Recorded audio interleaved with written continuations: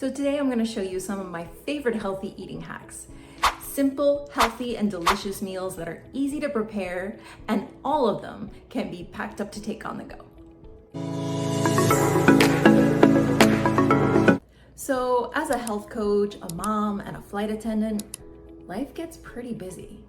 But my health is very important to me and I love to eat well. So I've learned some tips and tricks along the way to make all those things come together. So I'm going to share with you today some of the things that I've learned on how to make eating well and healthy work with a busy lifestyle. So let's start with breakfast.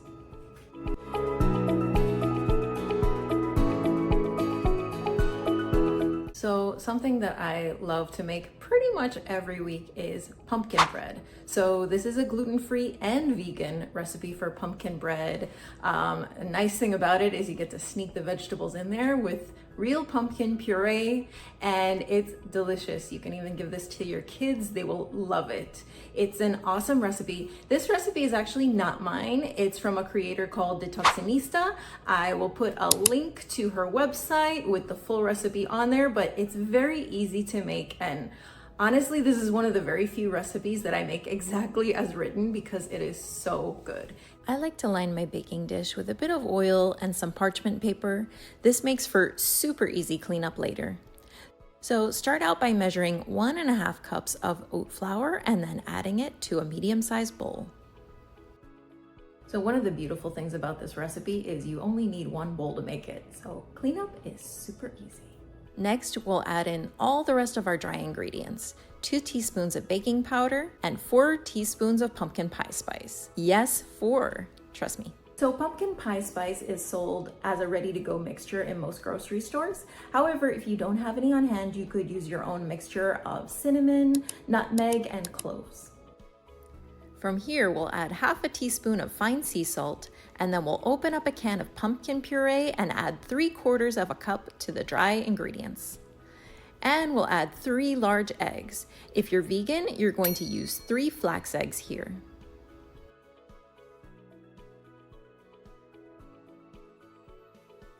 Give this all a good stir, and now we're going to add 1/4 cup of melted coconut oil.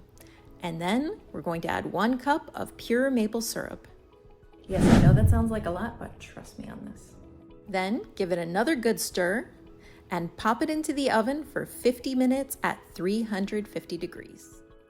Comes out perfect every time. So this next breakfast idea is a yogurt parfait bowl that I love. It's so good and so simple. And honestly, sometimes I even eat this as dinner if I'm really not that hungry. So something that I love to keep on hand all the time is roasted pecans. I just put pecans onto a sheet pan and then pop them into the oven for about 5 minutes at 350 degrees. So just those few minutes in the oven gives the pecan such a delicious caramelized flavor, and it adds so much texture. And I would recommend making a lot of them so you can have them on hand for other dishes as well. Honestly, I use these like all the time. The yogurt parfait, I start by adding freshly washed berries to a bowl and then adding a plant-based yogurt. Cashew yogurt is my favorite. And then I add the roasted pecans, maybe a handful of pumpkin seeds, and even some toasted coconut flakes if I'm in the mood.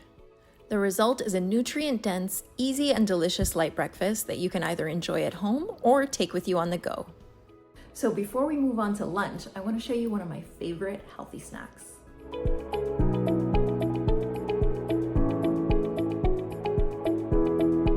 So I love a good protein bar, especially as someone who's constantly on the go, who travels for work, or even just sometimes if you're at home or running errands, it's great to have a quick, healthy option. And honestly, it can be really difficult to find protein bars with clean, non-processed ingredients.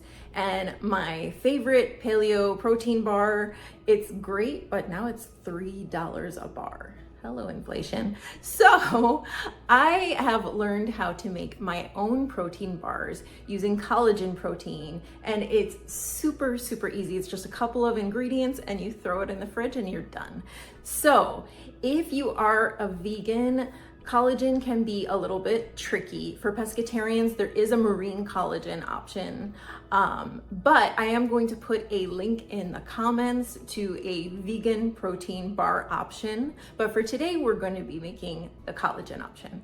Start with the dry ingredients first. 1 cup of coconut flour, and then 1 cup of collagen powder.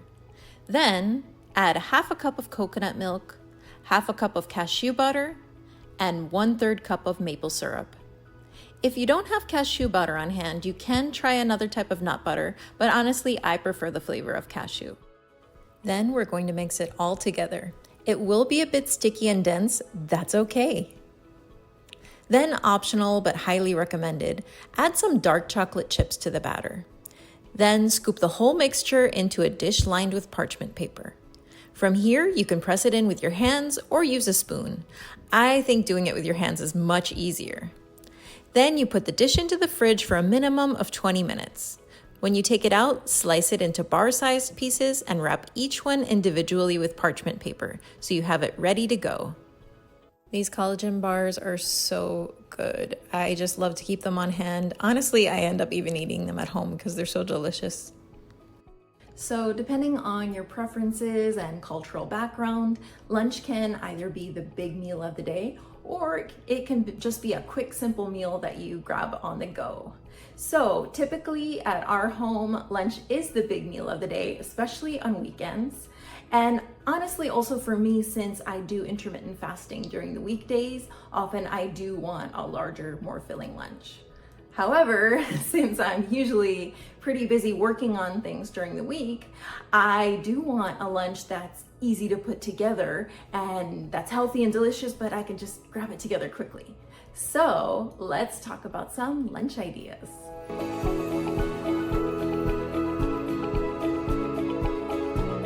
So let's start with one of my favorite lunches, quinoa bowls. So one of our staples at home that we always try to keep ready to go is quinoa.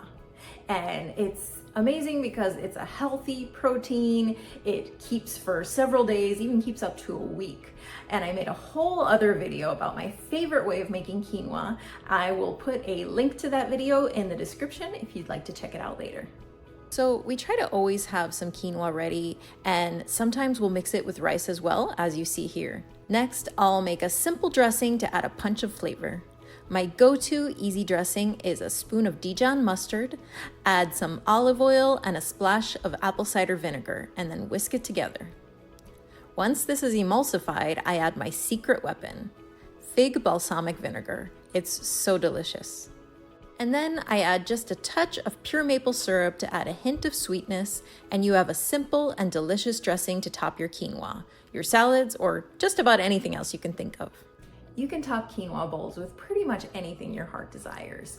So I always like to have a protein and at least one kind of roasted vegetable. One of my go-tos for that is roasted Brussels sprouts, which are amazing, and I'm going to be showing you my way of making them in just a little bit. A wonderful vegan option for this bowl is to add chickpeas or lentils.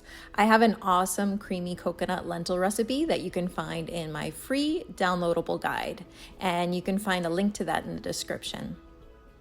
In this case, I had some leftover steak in the fridge, so that's what I used for the bowl today. Another wonderful thing about quinoa bowls is that they're super easy to take on the go. Whenever I have to leave to work for a flight, this is one of my go-tos to take with me. So another quick lunch that I absolutely love is a typical Brazilian dish called tapiocas. And tapiocas are naturally gluten-free crepes that are so easy to make, and they're made with just one ingredient. And I'm not kidding, just one ingredient. So that ingredient is hydrated tapioca flour. Now this is very important. It's not just tapioca flour, it has to say hydrated tapioca flour or the process won't work. You can find hydrated tapioca flour in stores if you have a Brazilian market near you, and I'll also put an Amazon link in the description below. So, how do we make tapiocas? Super easy. Just shake the hydrated tapioca flour into the pan. So the typical Brazilian way to do this is in a dry nonstick pan without oil. However, I do like to add a bit of avocado oil to the pan first, personally. Then you just smooth out the flour with a spoon, making sure not to leave any holes. The tapioca should cook fairly quickly, and then you don't want to flip it over just yet. Instead, add whatever you'd like to fill it with right onto the uncooked side, and then flip it onto itself. Tapiocas are amazing because they're so quick and so easy to make, and they're also healthy and gluten-free. I like to think of them as a type of Brazilian sandwich because they're so great. You can take them on the go as well, and I have honestly for work many times. If you do take them to go, you just want to heat them up a little bit before you eat them, because they do taste best warm. When they're cold, they get a little bit stiff. And honestly, you can fill them with anything. So in Brazil, what's really popular is ham and cheese. My personal favorite is to fill them with goat cheese. The goat cheese melts and it just tastes awesome. I'll add a little bit of strawberry jam on top. If you're vegan, you can try it with sauteed mushrooms, with tofu, or if you'd like something a little bit sweeter, you can do it with bananas and a vegan Nutella or dark chocolate.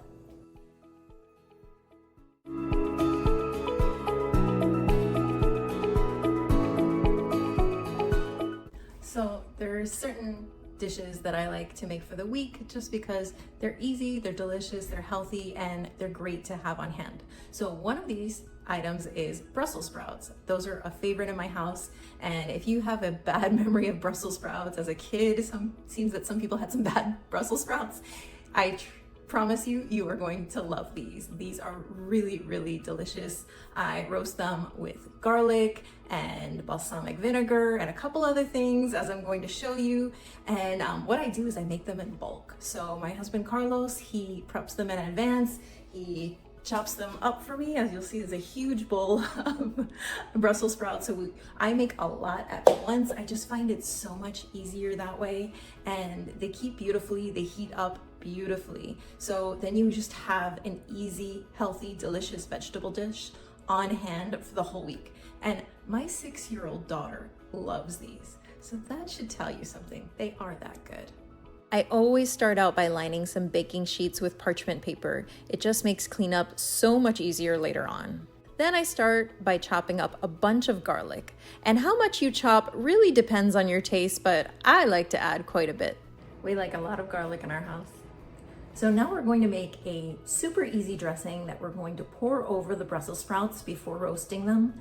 And you'll notice that this dressing is a bit similar to the dressing we made earlier for the quinoa bowls.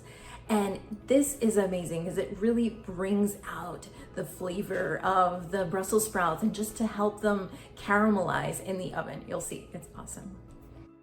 So now we'll make the dressing for the Brussels sprouts, adding some avocado oil, some apple cider vinegar, a generous amount of maple syrup, and my favorite, fig balsamic vinegar. So as you'll see, one important difference to the earlier dressing we made for the quinoa is that we're using avocado oil instead of olive oil. So olive oil is amazing for your health. However, I recommend using it only for things like salads or to drizzle on top of already cooked dishes. And the reason is because olive oil oxidizes at high heats. So if you are going to cook with it, I would only use it on a very low heat. And once it oxidizes at high heats, and it also destroys some of its healthful properties. So what I recommend using instead for cooking is avocado oil or coconut oil. And I do recommend staying away from canola oil, which is highly inflammatory, but that might be a whole other video. So one important difference to the earlier dressing we made for the quinoa is that we're using avocado oil instead of olive oil. From here, we'll put the Brussels sprouts right into the oven. I like to cook them on a high temperature, usually between 400 to 425, depending on how crispy you like them. I do them for a minimum of 45 minutes, stirring in between. You can do it even a little bit longer if you'd like them more well done.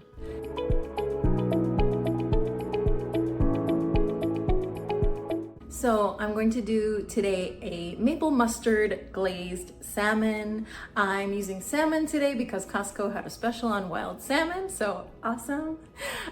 This is super simple, and honestly, you can do it for any fish, pretty much any fish. Any mild fish, you can do this for cod.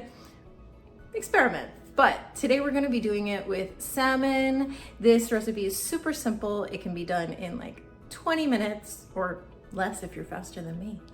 So we're going to start out by oiling the pan. I like to use a Pyrex dish. Then just cutting the fish into individual sized pieces. Add a generous amount of salt and pepper to both sides. We'll start with 1/4 of a cup of unsalted butter that's melted. And then 1/4 cup of maple syrup. 2 tablespoons of mustard, and I like to use both Dijon mustard and the grainy kind here, so one of each. And then 2 tablespoons of coconut aminos, and then add just a little bit of black pepper. And then stirring this up, and we will pour it over our fish.